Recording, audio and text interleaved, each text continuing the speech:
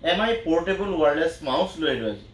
Wireless mouse MI আৰু কি নলিয়াব, ফোনৰ পৰা টিভিৰ পৰা আদি কৰি মানে কিবা কিবি মই মানে ইণ্টাৰনেটত চাৰ্চ কৰিলে আপুনি দেখিব ট্ৰলি বেগৰ পৰা আৰম্ভ কৰি বহুত কিবা কিবি এই MI Xiaomi কোম্পানীটোৱে বনায়। খুলি খালি চাওঁ, আপুনি অনলাইনত যদি মন যায় আনিব পাৰে। অনলাইনত অনাৰ আগতে মোৰ ভিডিঅ'টো চাবলৈ নাপাহৰিব। ইয়াৰ মই তথ্যবিলাক ধুনীয়াকৈ দিম আৰু ইয়াৰ ডিজাইনটো আপুনি ধুনীয়াকৈ ভাল ধৰণে চাই ল'ব। শেষলৈকে ভিডিঅ'টো চাব। আহক আমি এইটো এতিয়া আনবক্সিং কৰোঁ।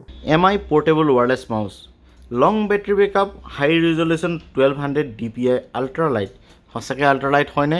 বা হাই ৰিজলিউশ্যন DPI কিন্তু মই 1200, 1600 আৰু বেছি দেখিছোঁ, কিন্তু ইয়াৰ DPIৰ কথা মই অলপ পিছত কৈ আছোঁ। লং লাষ্টিং বেকআপ, লং বেটাৰী বেকআপ, 12 মান্থলৈকে আপুনি বেটাৰী বদলি কৰিব নালাগে। মজা কথা ন? আৰু 57 গ্ৰাম অনলি এই মাউচটো। সৰুকৈ ইয়াতে দেখা পাইছে, আহকচোন খোলোঁ এতিয়া। ধুনীয়াকৈ চিল কৰা থাকে ফ্ৰেণ্ডছ। সৰুকৈ ইউজাৰ মেনুৱেল গাইড এখন।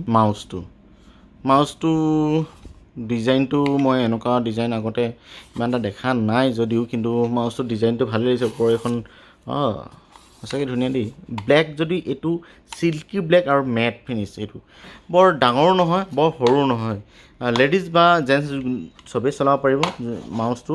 লেপটপ বা কিছুমানে লেপটপৰ মাউচ বুলি কয় যে, সৰু আহে, ছোৱালী মাউচ, সৰু মাউচ এনেকৈ বুলি হয়। কিন্তু এইটো তেনেকুৱা ধৰণৰ আপুনি নাভাবিলেও হ'ব, কাৰণ কেলৈ সৰু ডাঙৰ মানে মাজতে আৰু ধৰক, বেছি ডাঙৰ নহয়, বেছি সৰু নহয়। আৰু ইয়াৰ খুলিবৰ কাৰণে সেই বেক চাইডে এইটো সৰুকৈ এইটো দেখিছে, ইয়াৰ পৰা আপুনি এনেকৈ টানিব, ধুনীয়াকৈ খোল খাব। আৰু ইয়াত এটা ফ্ৰেণ্ডছ এটা কথা মন কৰিব যে বেটাৰীটো কোম্পানীৰ পিনৰ পৰা প্ৰভাইড কৰা নাই। WXSB01MW এইটো হৈ গ'ল ইয়াৰ মডেল নাম্বাৰ। আৰু ইয়াৰ MRPটো আপোনাৰ চাওক 640 MRP, কিন্তু আপুনি অনলাইন কিনিলে 500 টকা আৰু অফলাইনত 450 টকাই লৈ ল'ব পাৰে। কিন্তু ইয়াত ইমান এটা দাম লৈও যদি বেটাৰী এটা প্ৰভাইড নকৰে, এইটো কেনেকুৱা ধৰণৰ কথা? ইয়াতে বেটাৰীটো লগাব। এইটো হৈ গ'ল MI এডপ্টাৰ, যোনটো কানেক্ট কৰিবৰ কাৰণে এইটো। আৰু ইয়াৰ বেলেগটো একো নাই দেখাবলগীয়া। মই অকল ডিজাইনটো দেখাবলৈ আজি আহিছোঁ। মাউচটো কেনেকুৱানো কি হয়, কোনো অনলাইনত যদি লয় এইটো চাই, এই ভিডিঅ'টো চাই তেওঁলোকে ধুনীয়াকৈ বুজিব।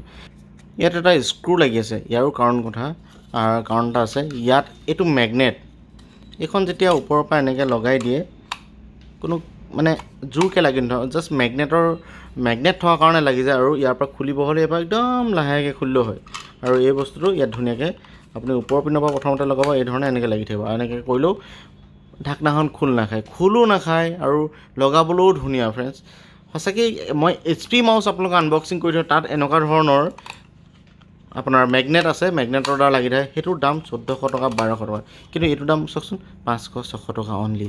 আৰু পিছপিনে এই যোনখন পেড আছে, এই একদম ৰাউণ্ডকৈ দিছে। কিছুমান মই মাউচত দেখিছোঁ, ভাল মাউচত দামী ইয়াত এডোখৰ, ইয়াত 4ডোখৰ এনেকৈ দিয়ে, যোনটো ইমান স্মুথ নহয়। কিন্তু এইটো যোনটো পেডটো একদম ওপৰৰ এইডোখৰৰ পৰা ৰাউণ্ড কৰি দিছে, যিমান বেছি ডাঙৰ হয় সিমান আপোনাৰ ছাৰফেচটোত চলিবৰ কাৰণে সুবিধা হয়। তাৰ উপৰিও আপোনাৰ এইটো অফ অন মাউচ। মই সঁচাকৈ ফ্ৰেণ্ডছ কিছুমান বৰ দামী মাউচতো মই দেখিছোঁ, যিবোৰত অফ অন এই যোনটো ছুইচটো নাথাকে। অফ অন ছুইচটো নাথাকিলে কি হয়, আপোনাৰ এই অন হৈ থাকিলে অনেই হৈ থাকিব, বেটাৰীটো খাই থাকে। সেইকাৰণে বেটাৰী বহুত দিন যাবৰ কাৰণে অফ অন ছুইচটো দিলে আমাৰ সুবিধা হয়। আমি যদি ক'ৰবালৈ যাওঁ বা কিবা কৰোঁ, এতিয়া মই দেখাওঁ আপোনালোকক কি ধৰণে বেটাৰী লগাই। আৰু ইয়াত খুলিব, এইবোৰ ফ্ৰেণ্ডছ একেবাৰে সাধাৰণ কথা। বেটাৰীটো আপুনি লগালে, আৰু একচুৱেলি মই ইয়াৰ লাইটিংটো দেখাব বিচাৰিছোঁ। এইটো মই এতিয়া মোৰ কম্পিউটাৰৰ লগত লগাই দিম।